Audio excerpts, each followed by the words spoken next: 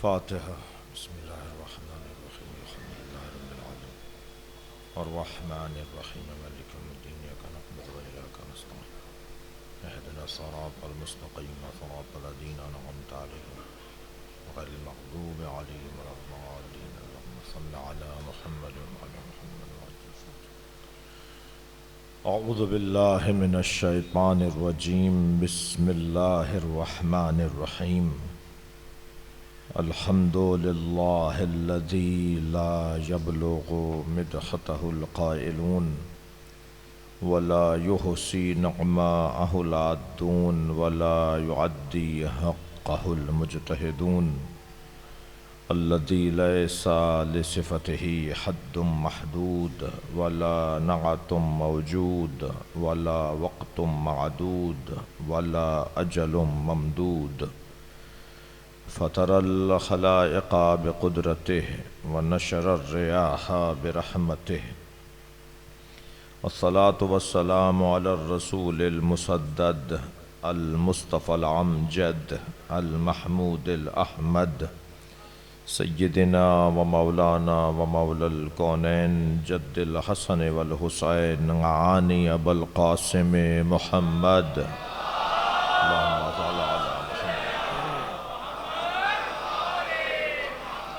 وآلہ الطیبین الطاہرین المعصومین الذین قال اللہ انما یرید اللہ لیذہب عنکم الرجس اہل البیت ویطہرکم تطہیرا اللہم صل علی محمد ولعنت اللہ علی اعدائہم اجمعین من یوم عداوتہم الى قیام یوم الدین اما بعد قال الحکیم فی قرآن الکریم بسم اللہ الرحمن الرحیم ومن یتول اللہ ورسولہ والذین آمنوا اولئک حزب اللہ هم الغالبون صلوات۔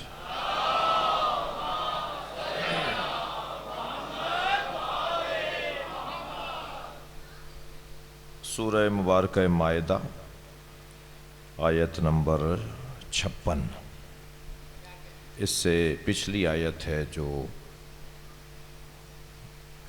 انما ولیکم اللہ ورسولہ والذین یقیمون الصلاة والذین یؤتون الزکاة وہم راکعون، تمہارا ولی اللہ ہے، اس کا رسول ہے، اور وہ جنہوں نے نماز کو قائم کیا اور حالت رکوع میں زکوٰۃ دی۔ وَمَن يَتَوَلَّ اللَّهَ وَرَسُولَهُ، اور جنہوں نے اللہ اور اللہ کے رسول کی پیروی کی، جو اللہ اور اللہ کے رسول کے پیچھے چلے، والذین آمنوا، اور جو ایمان لائے۔ ہر پیچھے چلنے والا مومن نہیں ہے، بڑی تعداد میں غیر مسلم ہیں۔ قرآن تو قرآن ہے، نفسیات سے قریب کلام کو قرآن یا نہج البلاغہ کہا جاتا ہے۔ صلوات پڑھ لیں ذرا محمد و آل محمد۔ جی عجیب لہجہ ہے، وَمَن يَتَوَلَّ اللَّهَ وَرَسُولَهُ، جنہوں نے اللہ اور اللہ کے رسول کی اطاعت اور پیروی کی، وَالَّذِينَ آمَنُوا، اور جو ایمان لائے۔ تو یہ وَالَّذِينَ آمَنُوا تو پہلے ہونا چاہیے تھا، جو ایمان لائے اور انہوں نے اللہ اور اللہ کے رسول کی پیروی کی۔ یہاں ترتیب بدلی ہوئی ہے، جو اللہ اور اللہ کے رسول کی پیروی کریں اور ایمان لائیں۔ اس کا مطلب ہے کہ کچھ لوگ ہیں جو ایمان نہیں لاتے مگر پیروی کرتے ہیں۔ بھائی یہ سارے غیر مسلم کیا ہیں؟ یا اکثر فلاحی کام کرنے والے اور انسانی قدروں کو محفوظ رکھنے والے جو مسلمان نہیں ہیں مگر بعض مسلمانوں سے اچھا کردار رکھتے ہیں، وہ اللہ اور اللہ کے رسول کی پیروی کر رہے ہیں۔ قرآن کہہ رہا ہے وَمَن يَتَوَلَّ اللَّهَ وَرَسُولَهُ، جنہوں نے اللہ اور اللہ کے رسول کی پیروی کی، پیچھے چلے، وَالَّذِينَ آمَنُوا، اور جو ایمان لائے۔ اب حسن ان کا ہے کہ جو اللہ اور اللہ کے رسول کی پیروی بھی کرتے ہوں اور ایمان بھی لاتے ہوں. جی وہ جو ایمان لائے فَإِنَّ حِزْبَ اللَّهِ هُمُ الْغَالِبُونَ، پس جان لو کہ اللہ کا لشکر ہی غالب ہے. اللہ کا لشکر ہی غالب ہے. عزیزان گرامی، آج میری کچھ کوتاہی جس کا میں رسمی کلمات میں بھی رسماً بھی اس کا اظہار کروں کہ میں بر وقت رابطے میں نہیں رہ سکا، اور مسلسل میرے بھائیوں نے چاہا کہ مضمون اور عنوان کا اعلان ہو، اور وہ میرے نام کے سامنے جو ہے وہ موضوع خالی ہے، تو پھر تقریر کہیں خالی نہ ہو، خالی تقریر نہ ہو. تو وہ مجھ سے فرماتے رہے، مگر میری کوتاہی کے ابھی بتا رہا ہوں. میں اصل میں چاہ یہ رہا تھا کہ اپنے تمام یادداشتوں کو پہلے دیکھ لوں کہ میں نے یہاں کیا کیا پڑھ لیا ہے. کہیں یہ شاید 12ویں یا 13ویں مجلس ہے میرے حصے کی، یہ 13واں سال ہے، 17واں سال ہے. تو 17 مجلسیں تو میں پہلے سال سے ہی آپ کی خدمت میں ہوں. تو 17 مجلسیں تو ہم پڑھ چکے ہیں، اور اس کو کمپوز کر رہے ہیں جناب ذوالفقار صاحب، اور انشاءاللہ 17 یا 18 یا 20 مجلسوں کا مجموعہ جو ہمارے حصے کی ہیں اسے ہم شائع کروائیں گے. ایک صلوات پڑھ لیں ذرا محمد اللہم صل علی جی. اور میں الحمدللہ مجلس کوشش تو ہوتی ہے کہ تیاری سے بات ہو اور تیاری کر کے مجلس پڑھیں، لیکن اس مجلس کے لیے تو کچھ ماحول تیاری کرواتا ہے، کچھ مجمع تیاری کرواتا ہے، اور بانیان بھی جب بہت اچھا انداز ہے. اگر ہم سارے سال اور مجالس اور ایام اعضاء میں بھی یہی روش اپنا لیں کہ خطبہ کو مضمون دیا جائے، بلکہ وہ پوچھ لیں ان سے کہ بھئی آپ کس مضمون پہ پڑھیں گے، ہم کیا مضمون دیں گے عالم کو، عالم خود بتا دے کہ کس مضمون پہ خطاب کرے گا. جو آپ کا انداز ہے، جو اس ادارے کا انداز ہے، تو اس سے کیا ہوگا کہ مضامین پر موضوعاتی خطابات جو ہمارے ماضی میں تو بھرپور تھے مگر اب تقریباً مفقود ہوتے جا رہے ہیں. ایک صلوات ذرا ہدیہ کر دیں.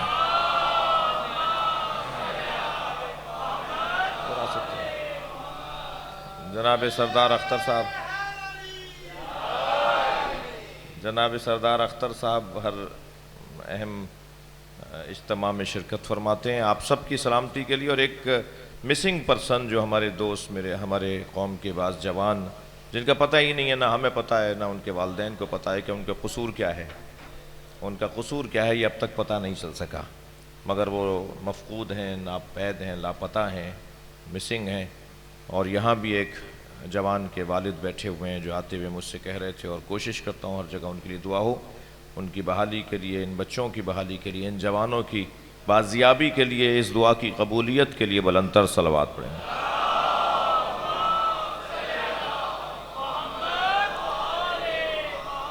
اچھا، سمر بھائی نے میرے حصے کا جو وہ ٹائم تھا نا وہ تو ویسے ہی آف کر دیا ہے، تو مجھے تو اب آزادی ہے کہ میں کتنی دیر خطاب کروں، اور ویسے مجھ سے پہلے والوں نے بھی اس کی پابندی نہیں کی ہے.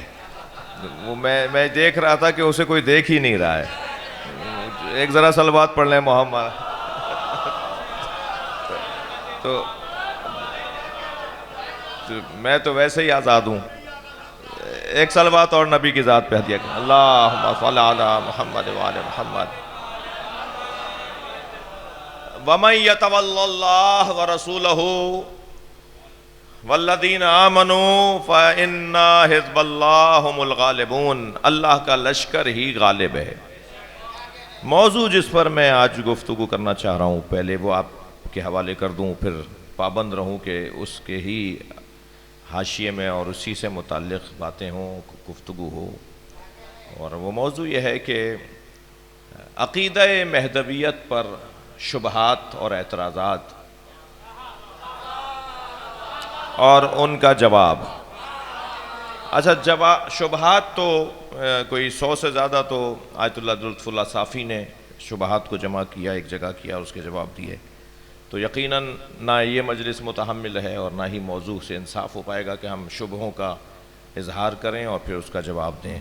خود اصل جو شبہ، خود شبہ کیا ہے اور سوال کیا ہے اور اعتراض کیا ہے، اور خود اس کیفیت سے گزرنے کے لیے ہمیں کیا کرنا چاہیے اور ہر شبہے پر ہمارا کیا رویہ اور روش ہونی چاہیے، اس سے متعلق کچھ بات کرنے کی کوشش کروں گا. اور پھر علامہ اقبال نے یا خاموشی اختیار رکھی، کیونکہ شاعروں کو دیکھ کر میں رنگ پکڑ رہا ہوں، علامہ اقبال نے یا عقیدہ مہدویت پر خاموشی اختیار رکھی، یا اس کے خلاف بولے یا اس کے حق میں بولے.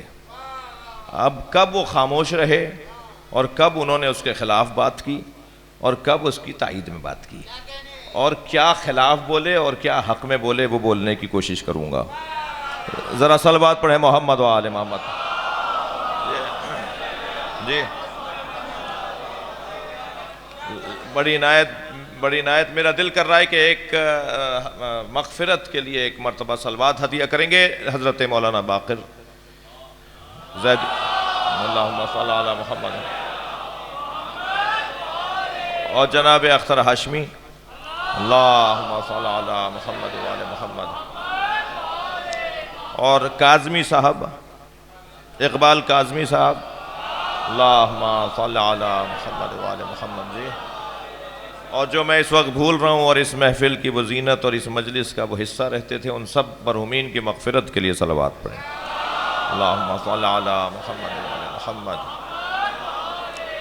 دیکھیے سب سے پہلے تمہیدی بیان سے گزر رہا ہوں، آپ میرے ساتھ ہیں، میرے پر یہ اللہ کا کرم ہے اور آپ کا ممنون احسان ہوں. سب سے پہلے تو عقیدہ مہدویت پر اعتراض اور شبہ اور یکسر انکار کرنے والا فرد ابن خلدون ہے.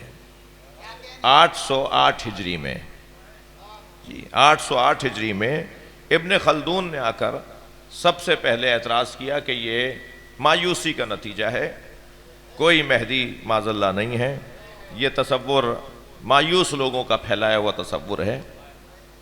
اور عجیب بات ہے کہ مایوس لوگ تو مرتے ہیں، جینے کی بات نہیں کرتے. مایوس ہوتے تو عقیدہ مہدویت کیوں پیش کرتے؟ یعنی ان پر یہ بات جچتی اور بنتی نہیں ہے کہ مایوس لوگوں کا پھیلا ہوا عقیدہ ہے. یہ تو امید رکھنے والے، یہ تو پر امید لوگوں کا نظریہ ہے، یہ تو اپنے اللہ کے نظام پر یقین رکھنے والوں کا نظریہ ہے. اور یہ نظریہ، خوشی کی بات میرے جوانوں کو یہ ہو کہ یہ نظریہ صرف اور صرف اہل تشیع کا نظریہ نہیں ہے، تشیع کا یہ نظریہ نہیں ہے، بلکہ یہ نظریہ انسانی، سماجی، معاشی، معاشرتی، اقتصادی امور سے وابستہ ہر زندہ دماغ اور بیدار ضمیر رکھنے والے کا نظریہ ہے. لہذا یہودیوں کے ہاں ایک ایسی شخصیت کا انتظار ہے کہ جو پوری دنیا کو آ کر امن و امان سے پر کرے گی. عیسائیوں کے ہاں ایک ایسی شخصیت کا انتظار ہے جو ساری زمین پر امن و امان کو عام کرے گا. جی اسی طرح ہندوؤں کے ہاں یہ عقیدہ ہے. اور پھر آ جائیے مسلمانوں کے درمیان کوئی مسلمان نہیں رہ سکتا. میں طالب علم ضرور ہوں مگر غیر ذمہ دار نہیں ہوں. کوئی مسلمان نہیں رہ سکتا جب تک عقیدہ مہدویت کو نہ مانے. عقیدہ مہدویت ضروریات دین میں سے ہے. یعنی جیسے اللہ کو نہ ماننے والا مسلمان نہیں ہے، رسول اللہ کو نہ ماننے والا مسلمان نہیں ہے، قرآن کو نہ ماننے والا مسلمان نہیں ہے، آخرت کو نہ ماننے والا مسلمان نہیں ہے، علی مولا کی ولایت کو ماننے والا وہ مسلمان کیسے ہو سکتا ہے؟ ایسے ہی عقیدہ مہدویت کو نہ ماننے والا مسلمان ہی نہیں ہے. ایک اہل سنت عالم دین جناب مولانا مفتی محمد ہاشم عقیدہ مہدویت پر انسائیکلوپیڈیا ترتیب دے رہے ہیں، اور قلم سنی کا ہے اور کتابیں بھی وہ ساری جمع کی جا رہی ہیں جو اہل سنت علماء نے لکھی ہیں. اور ان کی کوشش ہے کہ وہ 200 سے زیادہ متون پیش کریں گے. 200 سے زیادہ کتابیں جو اہل سنت نے امام مہدی پر لکھی ہیں، انہیں وہ لائیں گے، اور اب تک کوئی 4 کتابیں ان کی آ چکی ہیں۔ باقی کتابوں کی شناسائی کا عمل جاری ہے۔ وہ مصر الازہر یونیورسٹی کا دورہ بھی کر چکے ہیں، وہ تہران یونیورسٹی کا دورہ بھی کر چکے ہیں، اور وہاں سے اہل سنت، اور وہ قم جامعۃ المصطفیٰ کا دورہ بھی کر چکے ہیں کہ ہمارے ہاں شیعوں کی لائبریریوں میں کون کون سی کتابیں ہیں جو اہل سنت علماء کی لکھی ہوئی موجود ہیں۔ تو یہ مسئلہ شیعوں کا نہیں ہے، یہ مسئلہ مسلمان اسلام کا ہے۔ جی، نصاب تشیع میں ان بچوں اور جوانوں کو سنا دوں، وہ شیعہ ہی نہیں ہے جو ان 4 باتوں پر عقیدہ نہ رکھے۔ تھکے تو نہیں ہے میری باتوں سے؟ وہ شیعہ ہی نہیں ہے جو ان 4 باتوں پر یقین نہ رکھے۔ عقیدہ توحید، جو اللہ کو وحدہ لا شریک نہ مانے وہ شیعہ نہیں ہے۔ عقیدہ ختم نبوت، جو نبی کو خاتم الانبیاء نہ مانے وہ شیعہ نہیں ہے۔ عقیدہ ولایت علی، جو ولایت علی کے عقیدے کو مانے نہ مانے وہ شیعہ ہی نہیں ہے۔ عقیدہ مہدویت، لہٰذا ہمیں ان 4 نصابوں سے گزرنا ہوگا، اور گزر رہے ہیں، اور بہتر انداز سے گزرنا ہوگا۔ یہ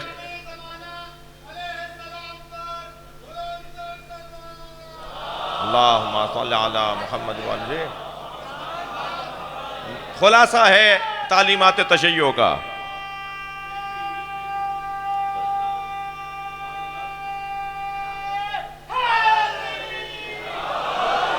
اب یہ عقیدہ جب عمومی عقیدہ ہے، یعنی عمومی سے مراد یہ کہ عالمی اور اسلامی عقیدہ ہے، مسلمانوں کا عقیدہ ہے، میری گزارش ہوگی قمر بھائی سے، سمر بھائی سے، اور جناب واقر صاحب کے فرزند سے، اور اسی طرح اختر ہاشمی صاحب کے بھائیوں سے، کہ اگر ممکن ہو سکے تو آئندہ کے اس عشرے میں کوئی سلام اور کوئی منقبت ہی کے عنوان سے صحیح اہل سنت شعراء کو بھی بلایا جائے، اور ان سے بھی امام مہدی پر میں جانتا ہوں ایسے اہل سنت لوگوں کو کہ جنہوں نے امام مہدی پہ کلام کہے ہوئے ہیں، تو ان کا بھی یہاں 3 یا 4 جب پڑھنے والے ہوتے ہیں تو ایک وہ بھی صحیح، اور اس سے کئی بہتر نتیجے سامنے آئیں گے۔ ایک صلوات پڑھ لیں ذرا محمد و آل محمد، اللہم صلی علی محمد و آل محمد۔ تو اس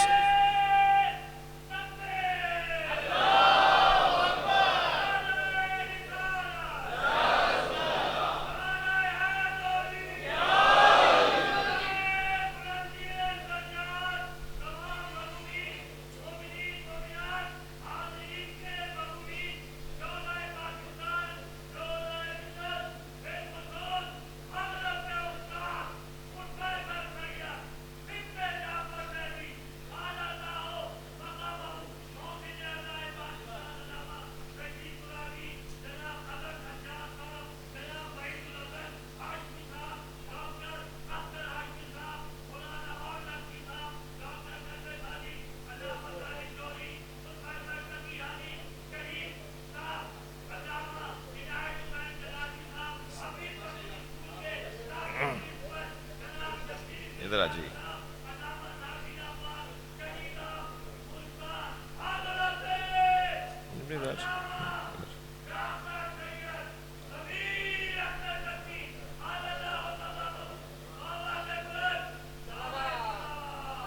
اللہم صلی علی محمد وعلی محمد۔ ابن خلدون کی روح سے مخاطب ہوں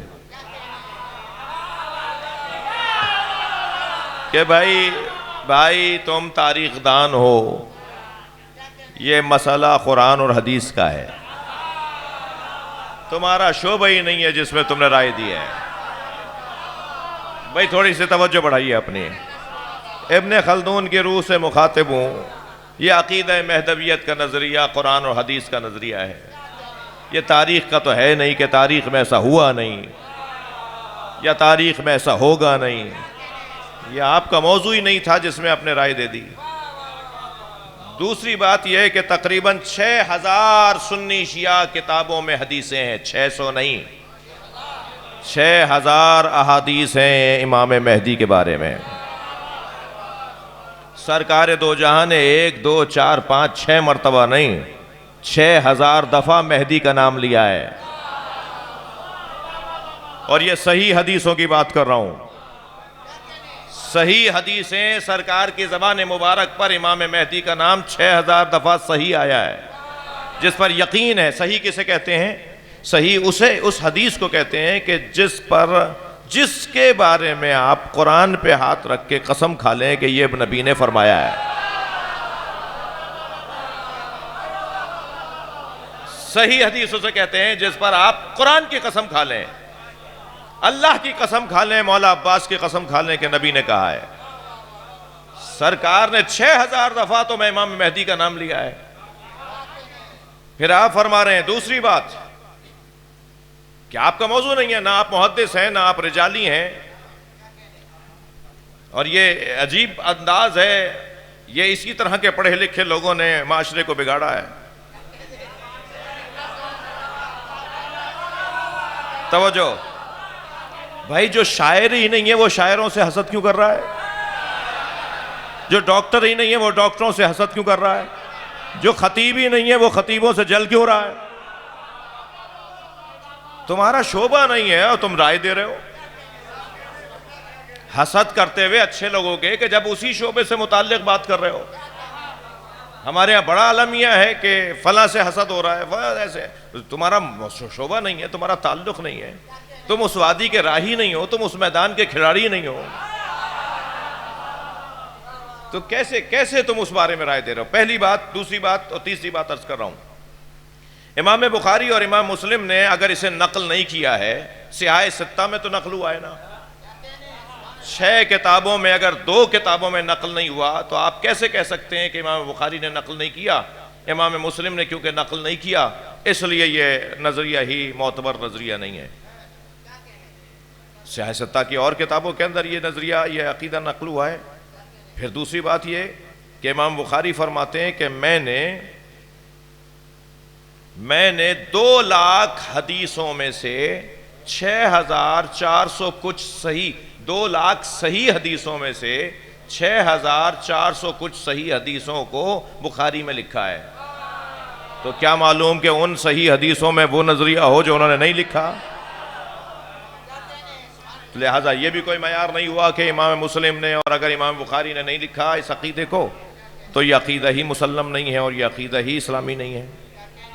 یہ کوئی جواب نہیں ہے۔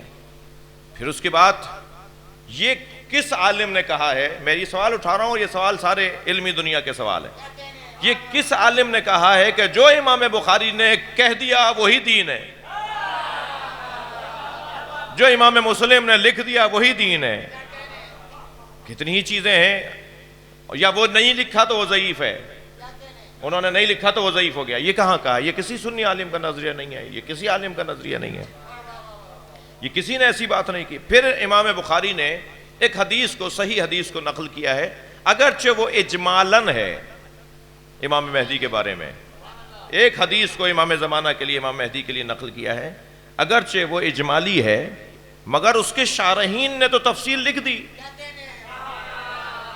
وہ شارحین صحیح بخاری کے، اس حدیث کے جو شارحین ہیں انہوں نے تو تفصیل میں لکھ دیا کہ کون مراد ہے۔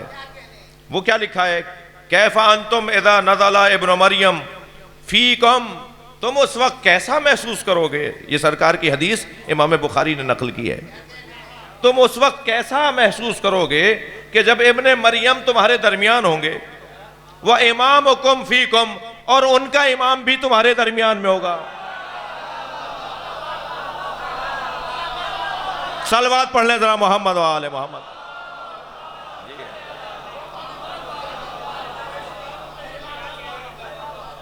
وہ جو انہیں امامت، جو انہیں نماز پڑھائیں گے، اب طے کرو کہ وہ کون ہے، تحقیق کرو کہ کون ہے۔ تو پہلے تو یہ بحث، پھر دوسری شبہات کے بارے میں، اعتراضات شبہات کے بارے میں میری گزارش ہے اہل دقت سے، اہل علم سے، اپنے قبیلے کے لوگوں سے، آپ سے، کہ شبہات کے بارے میں ہمیں نہ تو گھبرانا چاہیے، نہ ہی گھبرانا چاہیے، اور نہ ہی دل چھوٹا کرنا چاہیے، اور نہ ہی کمزور پڑنا چاہیے۔ سوال کا ہونا عیب نہیں ہے، جواب کا نہ ہونا عیب ہے۔ بھائی صلوات پڑھ لیں محمد و آل محمد پر. کوئی بات نہیں.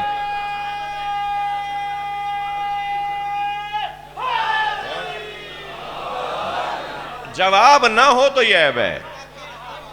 پہلی بات تو یہ کہ ہمیں جواب تلاش کرنا ہوگا. دعوت دیجئے، عام کہیے کہ آئیے ہم پر اعتراض کریں. ہم ایک فضائی سفر میں پاکستان کے ایک بہت بڑے تکفیری مفتی صاحب کے ساتھ برابر والی سیٹ پہ تھے. تو میں نے ان سے کہا کہ آپ اپنے دوستوں سے کہیے کہ ہمارے خلاف اسلحہ جو انہوں نے اٹھایا ہوا ہے وہ رکھ دیں. اس کا انہیں کوئی فائدہ نہیں ہے، بلکہ برعکس ہمیں فائدہ ہے. آپ جتنا ہمیں ماریں گے اتنا یہ ذکر عام ہوگا، اتنا نظریہ عام ہوگا، اتنی تشیع مضبوط ہوگی. تو ہمیں اس کا کوئی نقصان نہیں ہے جو آپ نے اسلحہ اٹھایا ہوا ہے. اپنے لوگوں سے کہیے کہ وہ اسلحہ رکھ دیں، بلکہ ہمارے خلاف قلم اٹھائیں، ہمارے خلاف قلم اٹھائیں. ہمارے علماء اتنے مضبوط عالم ہیں. میرے بچوں قدر کرو. یہ جو تمہارے کان میں کہیں سے پھونکا جاتا ہے اسے ایک کان سے سن کے دوسرے کان سے نکال دو. جس قوم کے علماء اس قوم کے سر کا تاج نہ ہو وہ قوم ترقی نہیں کرتی. یہ جو آپ کے کان میں کچھ کبھی کبھی ڈالا جاتا ہے، میں بچوں سے کہہ رہا ہوں اسے سنی انسنی کرو. یہ ہر دور میں ہوا ہے. علماء کا کیا مقام اور کیا حیثیت جب انبیاء کے زمانے میں ان کے ساتھ ظلم ہوا. جی عجیب و غریب باتیں ہوئیں. تو یہ تو بات نہیں. تو جواب اتنے مضبوط علماء ہمارے یہاں الحمدللہ پائے جاتے ہیں. ایک کتاب لکھی تھی نا، ایک جلد کتاب 600 کچھ صفحوں کی ہے، تحفہ اثنا عشریہ. ایک کتاب 40 جواب اب تک آ چکے ہیں اس کے. اور ابقات الانوار نامی ایک کتاب ہے جس کی وہ 40 جواب، 40 کتابیں نہیں ہیں، 40 جلدیں نہیں ہیں. ان میں سے ایک جواب ہے ابقات الانوار جس کی 40 جلدیں ہیں. تم سوال تو کرو، جواب پھر سمندر ملے گا. لہٰذا جواب تلاش کرنا ہوگا. کوئی اس پہ ہمیں پریشانی نہیں ہے. اور پھر قرآن تو آواز دے رہا ہے ان لوگوں کو، فَبَشِّرْ عِبَادَ الَّذِينَ يَسْتَمِعُونَ الْقَوْلَ فَيَتَّبِعُونَ مَا أَحْسَنَ. بشارت دے دو میرے حبیب ان لوگوں کو کہ جو باتیں تو سنتے ہیں مگر اتباع اس کی کرتے ہیں جو صحیح ہوتا ہے. جو بات صحیح ہوتی ہے اس کی اتباع کرتے ہیں. تو باتیں سننی چاہیے. ہمارا دل بڑا ہونا چاہیے. ہمارا دروازہ سب کے لیے کھلا ہونا چاہیے. اور جدید شبہات کی طرف بھی توجہ کی ضرورت ہے. آج جو مستشرقین ہیں، جو آج شرق زدہ ہیں، جو آج مغرب زدہ ہیں، وہ چاہے پاکستان میں ہوں لیکن روح ان کی پاکستان سمندر پار ہے اور بدن پاکستان میں ہے. ایسے لوگوں کو بھی ہمیں سننا ہوگا کہ وہ کیا کہہ رہے ہیں. علامہ اقبال نے عقیدہ مہدویت کے بارے میں کیا کہا. علامہ اقبال کی زندگی کے 3 دور ہیں. علامہ اقبال 3 مزاجوں سے گزرے ہیں. اقبالیات کے لوگ اگر بیٹھے ہوں گے تو مجھے یقیناً دعا دیں گے. جی 3 دوروں سے علامہ اقبال گزرے ہیں. ہندوستانی دور، مغربی دور اور عرفانی دور. بھائی توجہ بڑھائیں گے. ہندوستانی دور، مغربی دور. اچھا رنگی مختلف ہیں تینوں دوروں میں. آپ دیکھ لیجئے ان کے کلام کو، ان کی تحریروں کو، ان کے نثری جو تحریریں ہیں اور جو نثر ہے ان کا، ان کے خطوط ہیں، ان کے مکالمات، ان کے جو مقالات ہیں، ان کو اگر دیکھیں تو ہندوستانی دور جو علامہ اقبال کا رہا وہ حب الوطنی کا رہا، انقلاب کا رہا اور انکار مہدویت کا رہا. اچھا کیا انکار کیا ہے وہ بھی میں آپ کو سناتا ہوں. بچوں کو، بڑے میرے جو ادیب لوگ ہیں وہ تو جانتے ہیں.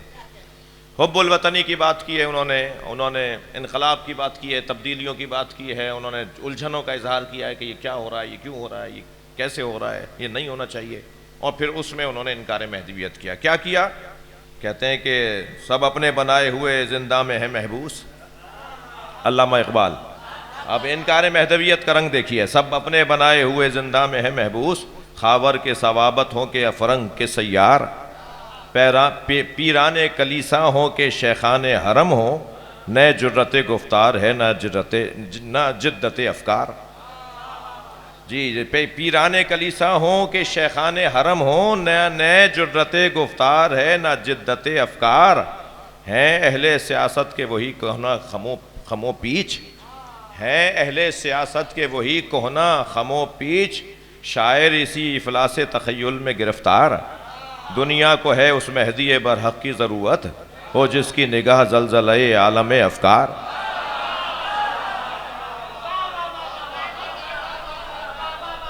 یہاں علامہ اقبال نے مہدویت کی تائید نہیں کی ہے، یہ مخالفت ہے، اگرچہ ہم یہ شاید بعض سمجھتے ہوں کہ یہ تائید کی ہے۔ دنیا کو ہے اس مہدی برحق کی ضرورت، دنیا کو ہے اس مہدی برحق کی ضرورت، ہو جس کی نگاہ زلزلہ عالم افکار۔ وہ یہ کہہ رہے ہیں یہ جو تم لوگ مہدی کر رہے ہو، مہدویت کی بات کر رہے ہو، یہ تو سلا رہا ہے تمہیں، یہ تو تمہیں سست بنا رہا ہے، ہمیں اس مہدی کی ضرورت ہے کہ جو افکار کو زندہ کرے، یہ افکار کو تو سلا رہا ہے، یہ انکار ہے۔ یعنی جیسے ہم شاید تائید میں بعض اوقات سمجھ لیں، اگر اکیلے پڑھیں اس کو، ان دو مصروں کو اگر تنہا پڑھیں اور ان سارے مصروں کے ساتھ نہ پڑھیں، تھک تو نہیں رہے میری باتوں سے؟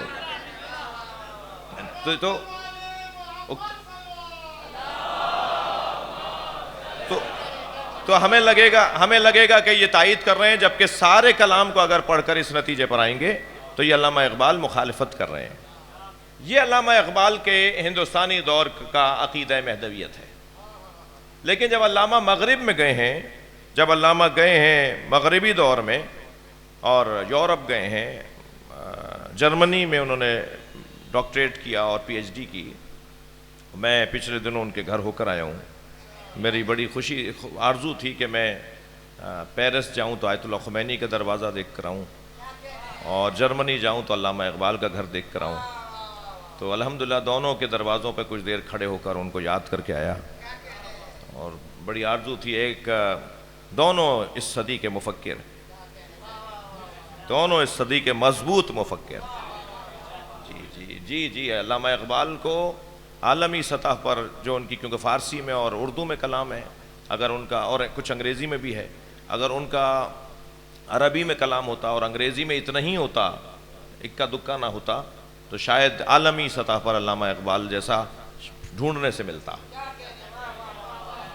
علامہ اقبال ایرانیوں میں زیادہ مطلوب اور محبوب کیوں ہیں؟ اس لیے کہ علامہ کا غالب کلام فارسی میں، اکثر کلام فارسی میں، اور ایرانی مرید ہیں ان کے۔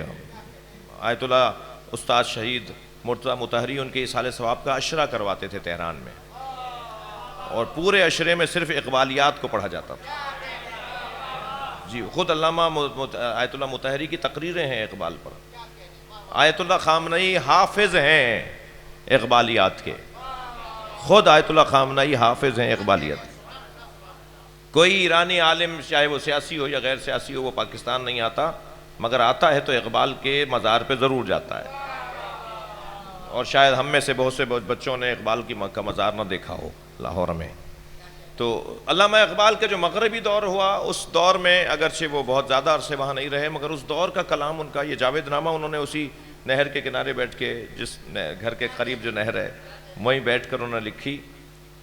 وہاں کے بارے میں علامہ اقبال کے دو مصرے مجھے یاد آ رہے ہیں، اور ایک فارمولہ، ایک قاعدہ دیا ہے۔ ہمارے بچے جب وہاں پڑھنے جاتے ہیں، پہلے تو یہاں وعدے کر کے جاتے ہیں کہ پڑھ کے واپس آئیں گے، اور پھر وہاں جانے کے بعد وعدہ بھول جاتے ہیں، اور وہ PR لے لیتے ہیں، اور وہاں کی نیشنلٹی لے لیتے ہیں، اور پھر واپس آنے کی بات نہیں کرتے۔ مجھے ایسے پاکستان سے جانے والے بچے اچھے نہیں لگتے۔ واپس آؤ، پاکستان کی خدمت کرو، اپنے وطن کی ترقی کی باتیں کرو۔ اور ایک اور بڑا جو عیب وہاں جانے والوں میں آ جاتا ہے، وہ یہ آتا ہے کہ ان کا لہجہ بدل جاتا ہے، ان کا انداز بدل جاتا ہے۔ جی منہ ٹیڑھا کر کر کے تو اردو بولتے ہیں، توتلے ہو کر بات کر رہے ہوتے ہیں۔ بھئی کیا ہو گیا تمہاری زبان کو؟ کیا کریں، انگریزی زیادہ بولتے ہیں۔ تم ابھی 4 سال سے انگریزی بول رہے ہو، تمہارا لہجہ بدل گیا؟ تم جو یہاں سے 25 سال کے گئے تھے، تمہارا وہ زبان کہاں چلی گئی؟ تو یہ جو اثر لینے والی بات ہے نا، اور پھر وہاں اور بھی معاملات کی خرابی ہے۔ تو اسے علامہ اقبال نے فارمولہ دیا ہے کہ کس طرح ان الجھنوں سے بچ سکتے ہیں۔ خیرہ نہ کر سکا مجھے جلوے دانش فرہنگ، سرما ہے میری آنکھ کا خاک مدینہ و نجف۔ اپنی آنکھوں میں مدینہ و نجف کا سرما لگا لو، پھر تمہیں دنیا کی رنگینیاں اثر نہیں کریں گی۔ اپنے عقیدے پہ مضبوط رہو گے۔ صلوات پڑھیں محمد و آل محمد۔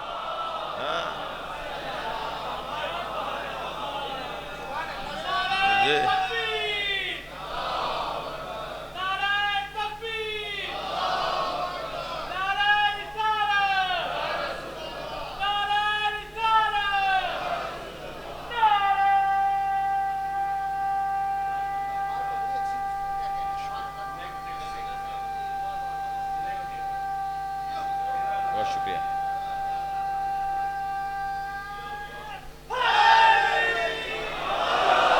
علامہ اقبال کا جو مغربی دور ہے، اس دور میں علامہ اقبال نے مہدویت کی تائید کی، اور علامہ اقبال کا جو عرفانی دور ہے، واپس آنے کے بعد کا دور ہے، اس میں انہوں نے قرآن اور اہل بیت پر بات کی ہے۔ قرآن کے بارے میں علامہ اقبال، اگر قرآن اور اقبال کو پڑھ لیا جائے تو میں سمجھتا ہوں جتنی بھی قرآن سے استفادے کی جو کیفیات ہیں، ان میں خاص رنگ چڑھے گا قرآن پڑھنے والوں میں۔ یعنی پہلے اقبال اور قرآن کو پڑھ لیا جائے کہ اقبال نے قرآن کے بارے میں کیا کہا ہے، پھر قرآن کو پڑھا جائے۔ ناراض نہ ہوئیے گا میں اگر ایسے کہہ رہا ہوں۔ یعنی پہلے اقبال اور قرآن کو پڑھ لیا جائے کہ اقبال قرآن کو کس دید سے دیکھتے ہیں، اور پھر اس کے بعد آپ قرآن کو پڑھیں تو اس کا رنگ ہی کچھ اور ہوگا۔ وہ جو علامہ اقبال نے مہدویت کی تائید کی ہے، میں چاہوں گا کہ اس پہ آپ توجہ کریں۔ علامہ اقبال کہتے ہیں قوموں کی حیات ان کے تخیل پہ ہے موقوف، قوموں کی حیات ان کے تخیل پہ ہے موقوف، یہ ذوق سکھاتا ہے ادب مرغ چمن کو۔ میں پہلے یہ پورا کلام سنا دوں آپ کو، 4 شعر سے زیادہ نہیں ہے، اور پھر چاہوں گا کہ اس کی مختصر تشریح ہو۔ قوموں کی حیات ان کے تخیل پہ ہے موقوف، یہ ذوق سکھاتا ہے ادب مرغ چمن کو، مجذوب فرہنگی نے بے انداز فرہنگی، مجذوب فرہنگی نے بے انداز فرہنگی، مہدی کے تصور سے کیا زندہ وطن کو، مہدی کے تصور سے کیا زندہ وطن کو، اے وہ کہ تو مہدی کے تصور سے ہے بیزار، اے وہ کہ تو مہدی کے تصور سے ہے بیزار، نو امید نہ کر آہوئے مشکی کو ختن سے۔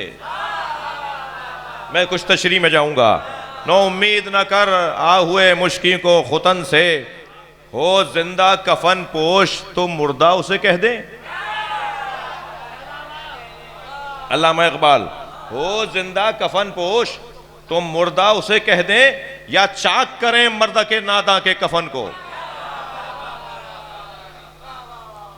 اس کلام میں علامہ اقبال نے عقیدہ مہدویت کی روح کو بیان کیا ہے، اور نہ صرف عقیدہ مہدویت کے کو مانا ہے، بلکہ اس کی روح اور اس کی اپنے عالمی اور اعلیٰ افکار کے اندر اس کی روح کو پیش کیا ہے، اس کی جان کو پیش کیا ہے۔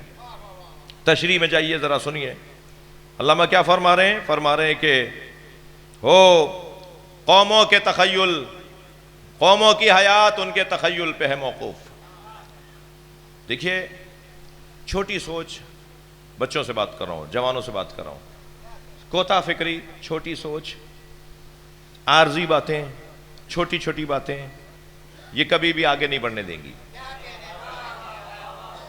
بڑی آرزویں، بڑے خیالات، اونچے افکار، یہ بلند تخیل، نصب العین کا روشن ہونا، جی مقصد مملکت اور مقصد حیات کا روشن ہونا، یہ آگے بڑھ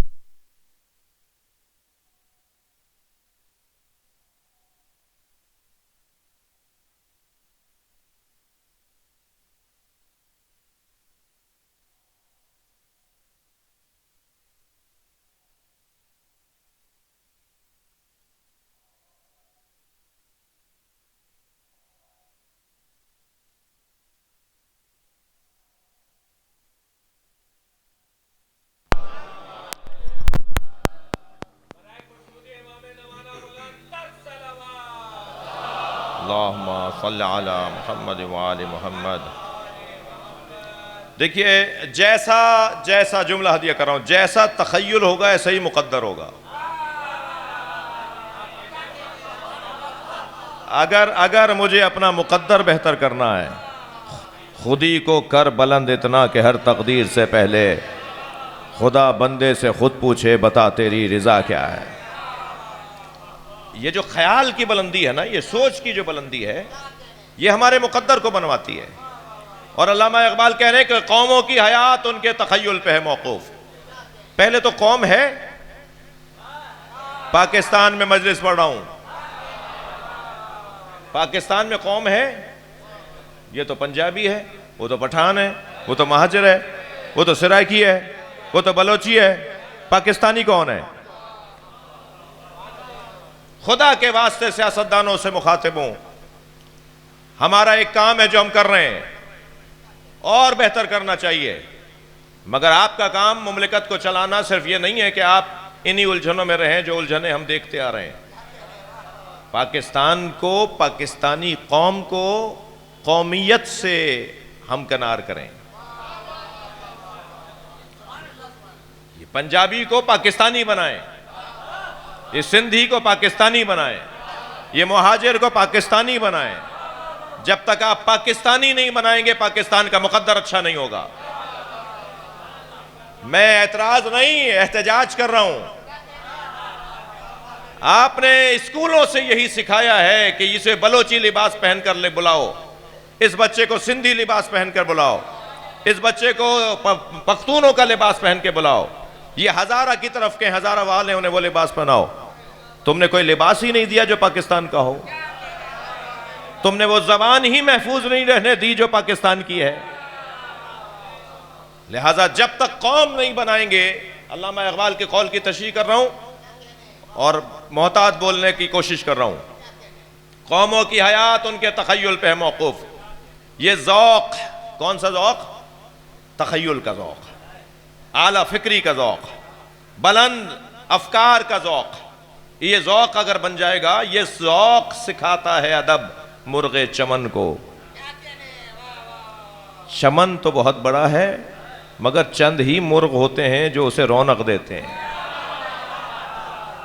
چند ہی پرندے ہوتے ہیں. بلبلیں اتنی نہیں ہوتی جتنے پتے ہوتے ہیں. کوئلیں اتنی نہیں ہوتی جتنی ٹہنیاں ہوتی ہیں. جی مرغ چمن چند ہوتے ہیں. اور وہ جو مرغ چمن ہیں، وہ جو پرندے ہیں جو چمن کو ایک مرتبہ رونق دے رہے ہیں، ان کا ذوق بنتا ہے مرغ چمن. پاکستان ایک چمن ہے، ہمیں مرغ چمن نظر نہیں آ رہا جو اسے قوم بنائے. صلوات پڑھ لیں ذرا محمد و آل محمد پر.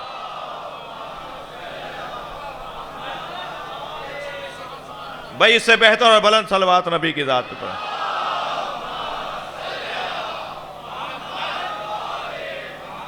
کبھی غور کیا علامہ کہہ رہے ہیں مرغ چمن، یہ ذوق سکھاتا ہے ادب مرغ چمن کو. مرغ چمن تو ایک، مگر یہ قوم کی بات کیوں کرے؟ اللہ نے ہمارے کوئی ایک اسلامی حکم اور شرعی حکم دکھائیے جس میں حکم تو فرد کو ہو مگر اس کا عمل اجتماعی نہ ہو. میں سمجھتا ہوں میری بات منتقل ہوئی ہے. نماز فرد پر واجب ہے نا، ہر ایک کی نماز علیحدہ ہے بھائی، ہر ایک کو اپنا حساب دینا، ہر ایک کا اپنی نماز کا حساب ہے.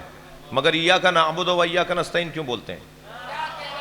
ہم تیری عبادت کرتے ہیں. کہتے ہیں نا ایاک عابدو، ہم تیری عبادت کرتے ہیں. نعبدو کیوں کہہ رہے ہیں؟ کہتے ہیں نا میں تیری عبادت کرتا ہوں.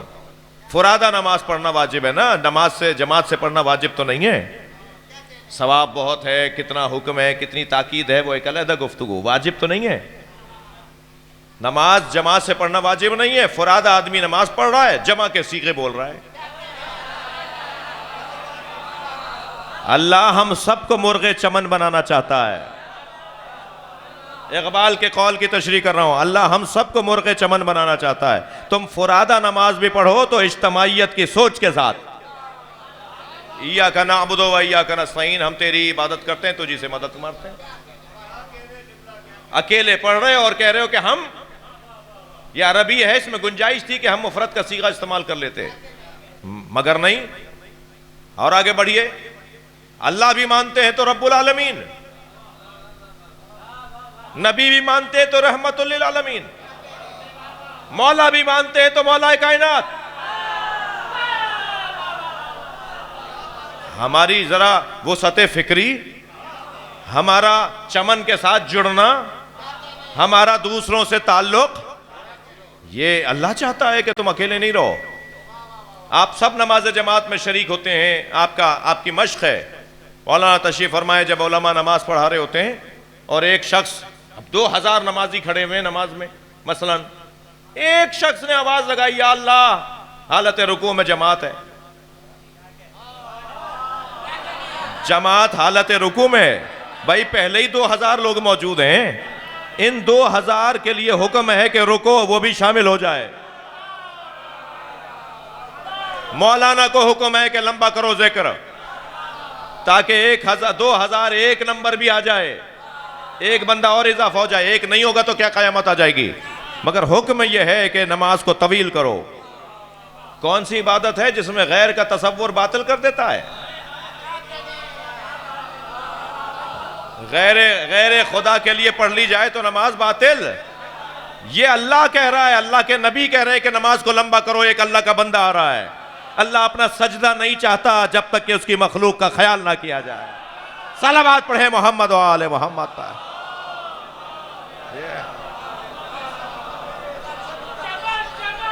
جی حضور.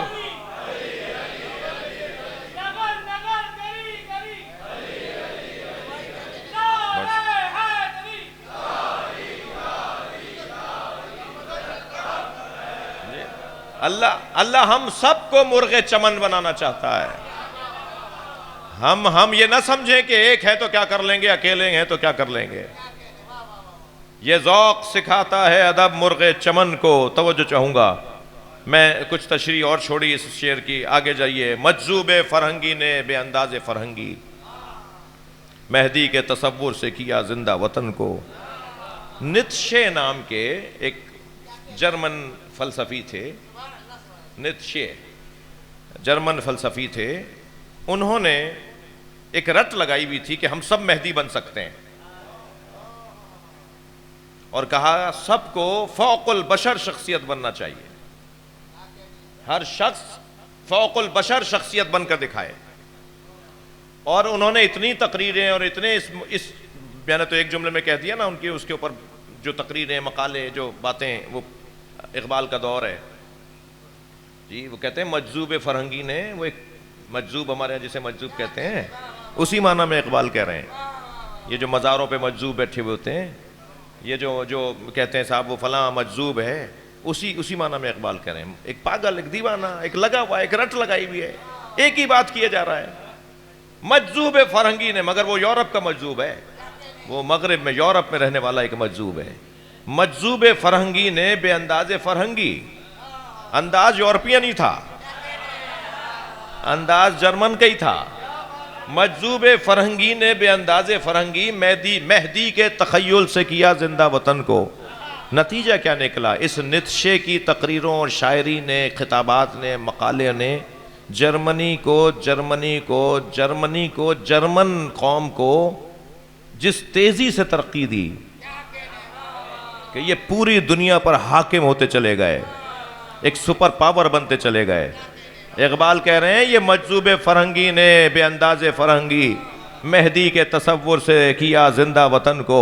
ان کا وطن اگر زندہ ہوا ہے تو اس وجہ سے کہ نیتشے یہ کہتا تھا کہ سب کو فوق البشر بشر بننا چاہیے، سب کو مہدی کی طرح ہونا چاہیے. تم یہ کیا سوچ رہے ہو کہ عقیدہ مہدویت کیا ہے؟ اور پھر اس کے بعد کہتے ہیں اے وہ کہ تو مہدی کے تخیل سے ہے بیزار. تجھے اچھا ہی نہیں لگ رہا کہ مہدی کے بارے میں بات ہو. علامہ عقیدہ مہدویت کے منکروں کو جواب دے رہے ہیں. علامہ امام مہدی کے بارے میں بات نہ کرنے والوں کو جواب دے رہے ہیں. علامہ امام مہدی پر بات کرنے والوں کو حوصلہ دے رہے ہیں. اے وہ کہ تو مہدی کے تصور سے ہے بیزار. نا امید نہ کر آ ہوئے مشکی کو ختن سے. یہ جو انتظار ہے نا، یہ انتظار بے قدر تصور مہدویت ہے. جتنا عقیدہ مہدویت مضبوط ہوگا اتنا ہی انتظار مضبوط ہوگا. جتنا عقیدہ مہدویت مضبوط ہوگا اتنا ہی انتظار مضبوط ہوگا. جی اگر ہرن کو پتہ چل جائے کہ اس کی ناف میں مشک ہے ہی نہیں تو اس کے جینے کا مزہ ہی چلا جائے گا. بھائی تھک رہے ہیں میری باتوں سے آپ. اگر آہو کو، ہرن کو پتہ چل جائے کہ اس کے ناف میں مشک نہیں ہے تو اس کے جینے کا لطف چلا جائے گا. علامہ اقبال کہتے ہیں مہدی کے تصور سے ہاتھ نہ اٹھاؤ پھر جینے کا مزہ ہی نہیں ہے. صلوات پڑھ لیں محمد و آل محمد.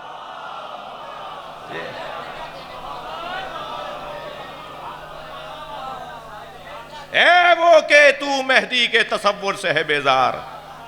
میں اس سے بات کر رہا ہوں جو مہدی کے تصور سے بیزار ہے. علامہ اقبال کہہ رہے ہیں نا امید نہ کر، نا امید نہ کر آ ہوئے مشکی کو ختن سے. تو ہرن کو نا امید کر رہا ہے.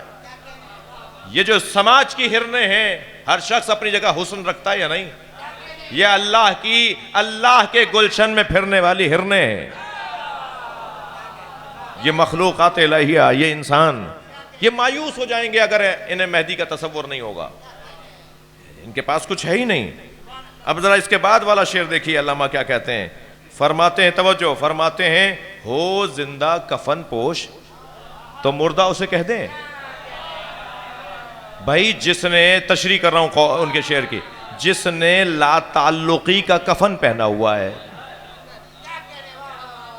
جس نے غیر جانبداری کا کفن پہنا ہوا ہے. بڑے اچھے الفاظ ہیں نا یہ. بھائی وہ بہت بڑا آدمی ہے، وہ غیر جانبدار رہے ساری زندگی. یہ تعریف کر رہے ہو یا مذمت؟ فلاں شخصیت بڑی شخصیت ہے، غیر جانبدار رہتے ہیں، یہ تعریف ہو رہی ہے مذمت؟ یہ کیا بات ہوئی کہ غیر جانبدار رہتے ہیں؟ حق روشن ہو گیا تو جانبدار ہونا پڑے گا. سچ واضح ہو گیا تو جانبدار ہونا پڑے گا. یہ کیا بات ہوئی کہ غیر جانبدار ہیں؟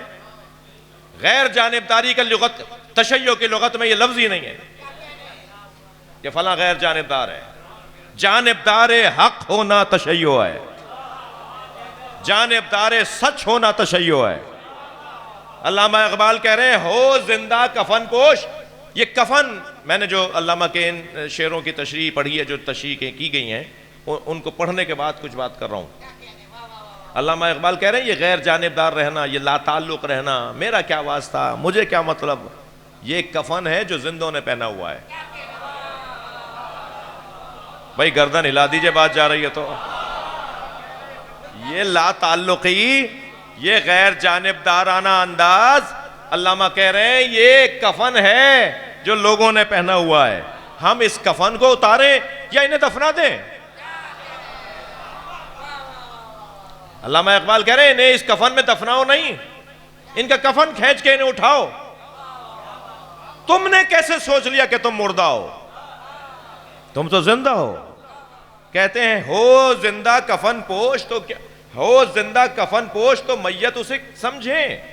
ہو زندہ کفن پوش تو میت اسے سمجھیں، یا چاک کریں مرد کے ناداں کے کفن کو. یہ نادان ہے، اسے پتہ ہی نہیں ہے کہ یہ اپنا کتنا بڑا نقصان کر رہا ہے، یہ سوچ کر کہ مجھے کچھ نہیں کرنا چاہیے. عزیزان کرامی، کچھ ہم نے بھی شعراء کرام کی خدمت میں عرض کر رہا ہوں، امیر مینائی کی زمین پر کاشت کیے ہیں، اور اسی لب و لہجے میں بولنے کی کوشش کی ہے. سرمے طور لگا دیدہ تر پیدا کر. نہیں ایسے نہیں سناؤں گا، شعر کا سننے کا انداز کچھ اور ہوتا ہے. سرمے طور لگا، نسیم صاحب، سرمے طور لگا دیدہ تر پیدا کر، شوق دیدار اگر ہے تو نظر پیدا کر. یہ سرمے طور لگا دیدہ تر پیدا کر، شوق دیدار اگر ہے تو نظر پیدا کر، اور زینہ منبر شبیر سے بڑھ کر کیا ہے؟ زینہ منبر شبیر سے بڑھ کر کیا ہے؟ مل گیا تجھ کو شرف، اس پہ نشر پیدا کر۔ صلوات پڑھیں گے محمد و آل محمد۔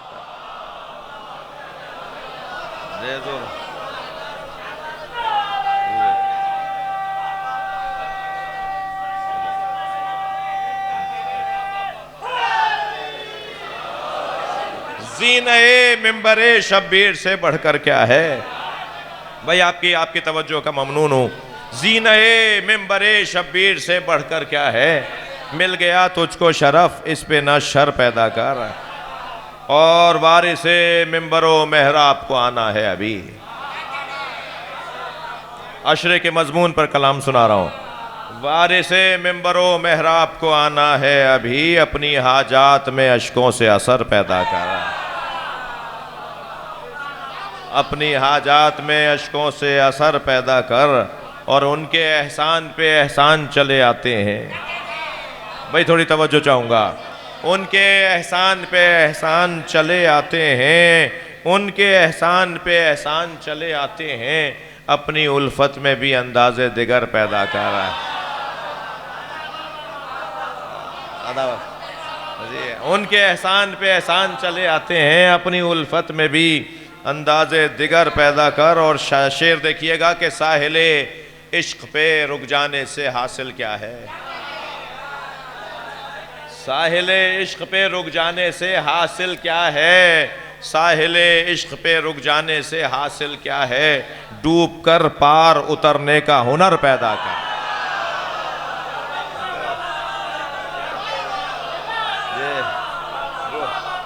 ڈوب کر پار اترنے کا ہنر پیدا کر۔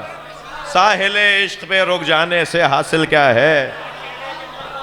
ساحل عشق پہ رک جانے سے حاصل کیا ہے؟ ڈوب کر پار اترنے کا ہنر پیدا کر۔ توجہ چاہوں گا کہ الجل کہنے سے آ جائیں گے مولا کیسے؟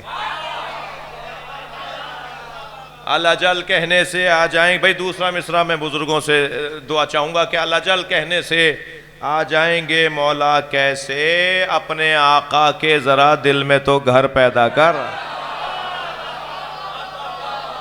اپنے آقا کے ذرا دل میں تو گھر پیدا کر۔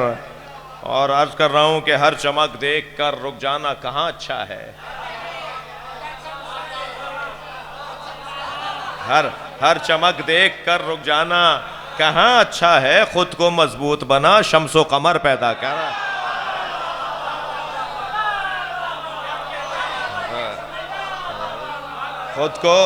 خود کو مضبوط بنا، شمس و قمر پیدا کر۔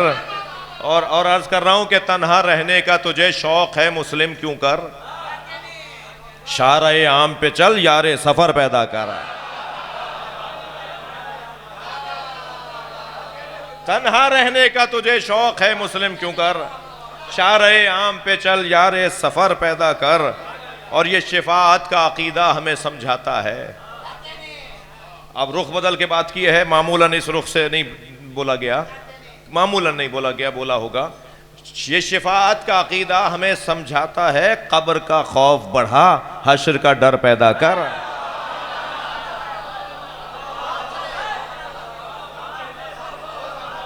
یہ شفاعت کا عقیدہ ہمیں سمجھاتا ہے، قبر کا خوف بڑھا، حشر کا ڈر پیدا کر۔ اور بس ایک شعر اور پھر اس کے بعد مقطع کے سر اٹھانے لگے ہیں وقت کے مروان و یزید۔ سر اٹھانے لگے ہیں وقت کے مروان و یزید، سر کٹانے کو ہو تیار وہ سر پیدا کر۔ سر کٹانے کو ہو تیار وہ سر پیدا کر۔ اور دل گرفتہ ہے اگر ظلم و ستم سے آسی، دل گرفتہ ہے اگر ظلم و ستم سے آسی، خانقاہی سے نکلنے کا جگر پیدا کر۔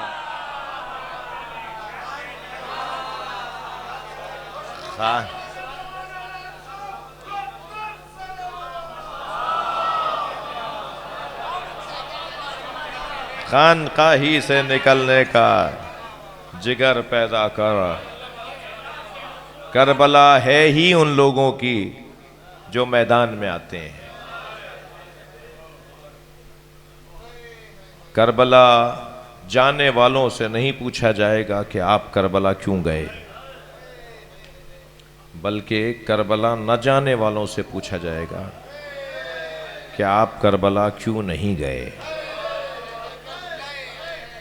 حسین کو تنہا چھوڑا، آج تک شرمندگی تاریخ اسلام پر محفوظ رہ جائے۔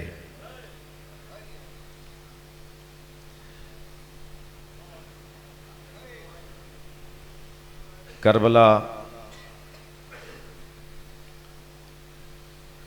آج بھی اس کے وارث کو ڈھونڈ رہی ہے۔ ہمیں نظر نہیں آتے مگر ہوتے کربلا میں ہیں۔ کچھ دیر جو ہم مصائب کے بیان میں کربلا جاتے ہیں نا، وہ اس لیے جاتے ہیں کہ ہم نے یہاں امام کو ڈھونڈا مگر ہمیں زیارت کا شرف نہیں ملا۔ یہ یقین ہے کہ حسین کی قبر پہ ہیں، تو چلیے کچھ دیر کے لیے کربلا چلتے ہیں، جہاں وارث حسین یوسف زہرا گم گشتہ سامرہ سلام کر رہے ہیں اپنے جد حسین کو۔ السلام علی خد طریب، سلام ہو اس رخسار پر جس پہ خاک لگ گئی تھی۔ اس بیٹی سے کوئی پوچھے جس کے سامنے اس کے بابا کا سر آیا، اجرکم اللہ اجرکم اللہ، آپ آمادہ ہیں رونے کے لیے؟ جب جناب سکینہ کی گود میں بابا کا سر آیا تو بہت دیر تک تو یہ کہتی رہیں، بابا یا آپ کی پیشانی پہ پتھر کس نے مارا؟ اجرکم اللہ اجرکم اللہ، آپ کی آوازیں بلند ہیں۔